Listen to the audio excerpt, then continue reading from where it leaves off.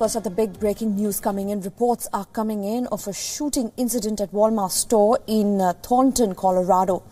Police said that several people were injured after a shooting at a Walmart store on the Crunch Street in Thornton. Now, reports of shots being fired at the Crunch Street Walmart store can be seen. They came out shortly before 6:30 p.m. local time there, and police were called to the store located at 9901 Crunch Street in Thornton.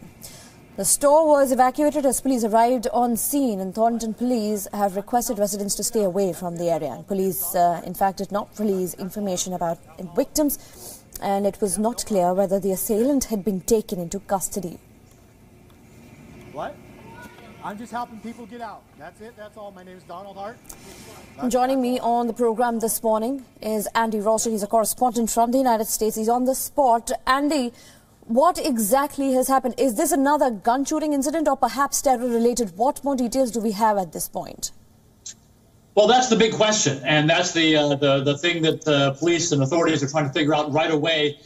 You pretty much summed it up. There's a lot that we don't know, but again, to reiterate, what we do know is what you mentioned, that this happened about an hour ago, about 6:30 in the evening, local time in Thornton, Colorado. That's a northern suburb of Denver, Colorado. Shooting broke out at this Walmart store, and there's plenty of video on social media of police racing to the scene, a very large police presence. Inside, we're told, or by media reports, that the possible shooter was still inside. So police were on the lookout for that suspect, whoever that person may have been. And all that police were saying in a series of tweets was to stay away from the Walmart and that there were multiple parties down. Now, what that means is we don't know. Could it mean multiple people shot and injured, multiple people dead? We just don't know. And he ran some video there of a gentleman taking some video of the very empty Walmart as police were going inside there to figure out what was going on. And he was telling police, hey, I'm just here trying to help get people out.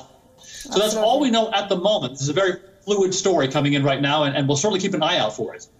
Absolutely, all eyes will be on that. And you do stay with us. We're also trying to get our viewers the latest visuals coming in from the spot there on Crunch Street in Thornton, where people are being evacuated, in fact, from that Walmart store where the shooting incident took place. Remember, 6:30 p.m. local time in the state of Colorado.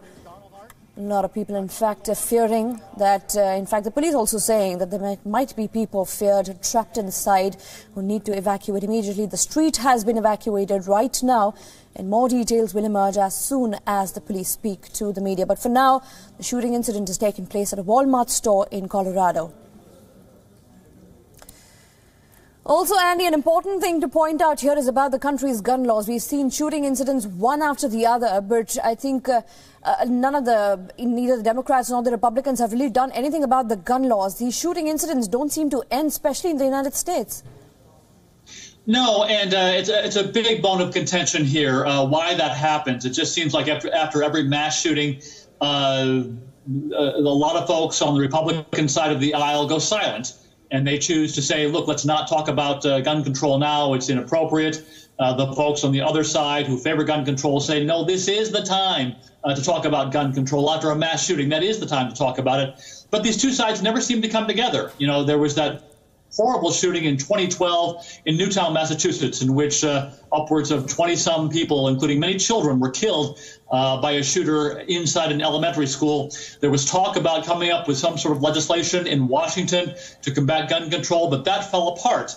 And a lot of people have figured that, well, look, if you can't come up with gun control in America after a shooting like that, in which many children were killed, then you'll never come up with it. And now, after the shooting in Las Vegas in October, legislation that would somehow curb some parts, some types of ammunition has stalled once again. So there isn't much hope for those on the gun control side. And there will always be those people who say, look, you cannot mess with the Second Amendment, the guaranteed right to own firearms in America, although it's always been a bit of a gray area. In the meantime, all we can do is hope that people like the first responders, the police in this case, for example, in Thornton, Colorado, a lot of police departments have been training for this for years, these mass casualty kind of events, something that we never really used to worry about so much in America. But as we know, it's been happening a lot more in America. So all that these police officers can do in these police departments around the country is train for these mass casualty events and move in quickly. But again, we just don't know the details yet on how many people have been shot there in Thornton, Colorado. Talking about mass casualty events there, Andy, we do know that, in fact, the people of New York, their wounds have not been healed from what happened just, in fact, a day ago. It's not even been proper 24 hours when people are done mourning on the terrorist attack that took place in New York, killing nearly 8 people and injuring dozens others. What kind of shed some light on how, in fact, the security mechanism and the police, in fact, brace themselves for incidents like these? Perhaps there needs to be more needs to be done to prevent such incidents from happening, especially the shooting incidents. Well, everyone here in New York, where I'm at, talking about this event that has happened, the terror attack, even the police commissioner was saying that the other day after this attack occurred, the former police commissioner of New York said, look, we can't predict these things. This was a very low-tech kind of attack. This gentleman just got into his truck. Apparently, he rented it and then just blew down a sidewalk, down a street, down a bike path, mowed people down, and then got out and was hoping to kill more. So these kinds of low-tech, as they call them, terrorist attacks are tough to fight. So that there's not much that, and again, this had nothing to do with guns. This gentleman had 2 fake guns. His weapon was his vehicle.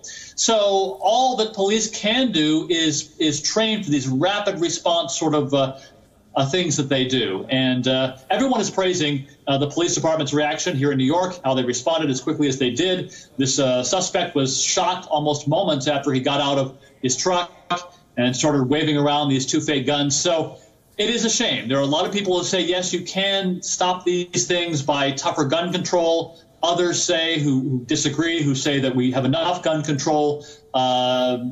Think about the other side, which is let's just plan on responding to these events as quickly and as safely as possible. All right, Andy, thank you. And do stay with us for the moment. And this is the breaking news that we're telling you right now here on WION Early Morning, 6:30 p.m. local time. A shooter, in fact, attacked people, went on a mass shooting rather. Similar incidents have been seen in the past. This is, in fact, the Walmart. One of the biggest Walmarts, rather, in the area, where people were busy shopping on an evening where they would go out. Perhaps the shooter had different plans and fired shots at people there. We don't know about the suspect yet or how many people have been injured. The police have not really given out much detail. We will be waiting for that particular update soon.